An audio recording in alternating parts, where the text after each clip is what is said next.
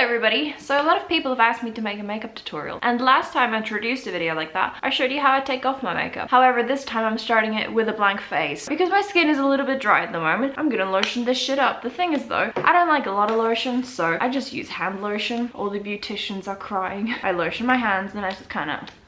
First thing I always like to do is eyebrows. In February, I dyed my hair with henna. You couldn't really tell on camera though, but when I first got it done, I had a little bit of a freak out, but I could feel myself tearing up right now. I'm crying. But ever since then, I felt a lot more comfortable with my makeup. If I had a little bit of a red undertone in my eyebrows, do you want to know how to do that? I use a bit of blush. Never let anybody tell you that you can't use face powder as like a base, or you can't use blush as eyeshadow. That shit is all powder. It's all interchangeable. Just put it everywhere. Who gives a shit? And I use this color because it's still pretty brown, but like it's got some red undertones in it. Take some on this brush I got from AliExpress, and I'll just run that through my brows. Yeah, look at how interesting this is. Why are you watching my makeup tutorial anyway? Do I look like I have my shit together? I just put hand lotion on my face, and I'll use the lighter shade, but I'll dip my brush in a little bit of water. That way it can pick up more colors. And then I like to squeeze out a bit of the excess because I don't need wet eyebrows. That's kind of unnecessary.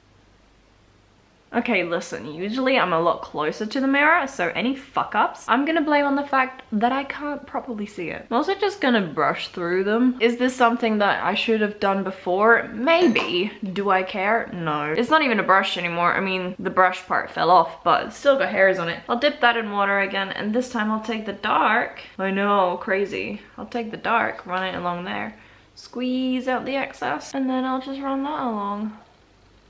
You know how beauty gurus usually do like concealer around it to like get it real sharp? I can't be bothered to get it real sharp. So I just use a darker color. Like the only times your makeup's gotta be perfect is never. Whenever I feel like my face is a little bit too shiny, even though people tell me it's not shiny, like let me do my own thing, thanks. I like to use Studio Secret's Professional Smoothing Resurfacing Primer.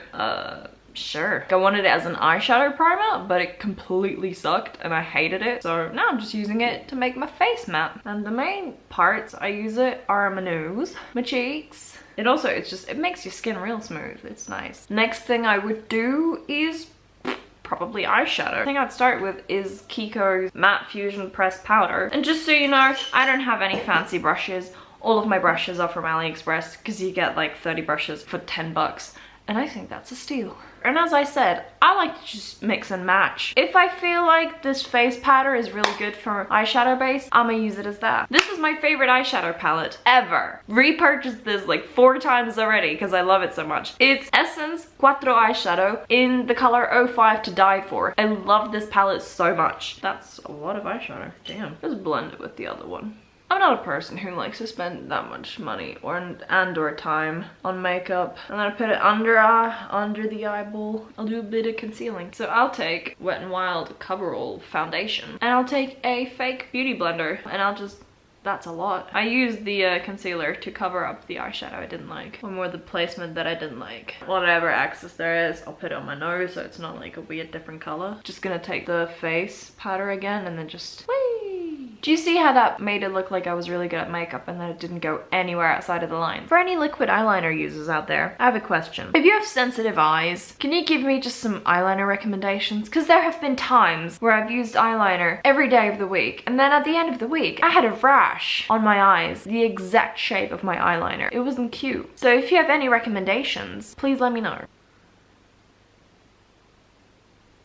Can I just point out, it's really hard to do eyeliner when you're this far away from the goddamn mirror. Also, you should note that I usually listen to music whilst I do my makeup. Oh, watch me as I try to make it perfect and then fuck it up completely. We're just gonna leave it at that. One side is thicker than the other. Eyeliner wings are sisters, not twins. Just like eyebrows, okay? So we're just gonna ignore the fact that this side is... can I ignore it? It's not that bad. It's not like this side is like whee and this side...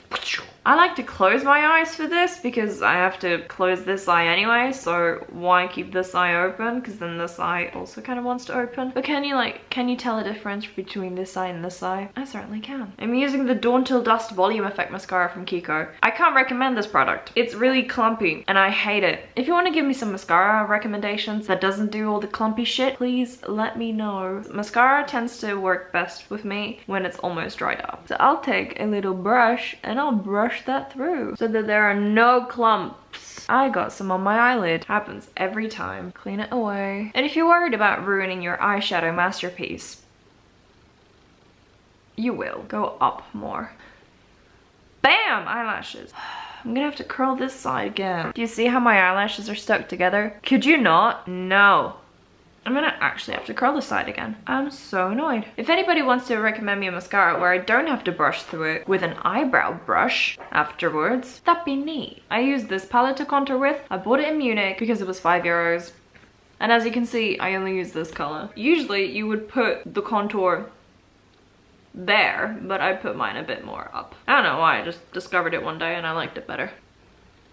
And then I'll put it under my jawline. And if I really feel like it, I'll put on some blush. This brush is from Claire's. Well, it was from Claire's. And I'll use the Essence Mosaic Nude Blush.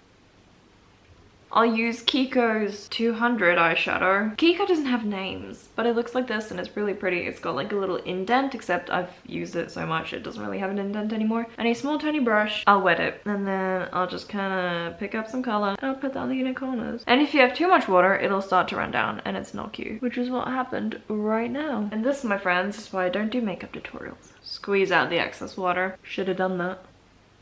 When it comes to lips, I have like a sort of favorite thing that I started doing. I'll take some lip balm. You should buy a new lip balm. And then I'll take a Kiko red lipstick. I can't tell you what it's called because it doesn't have a name because Kiko doesn't care. And then I'll just put that over it.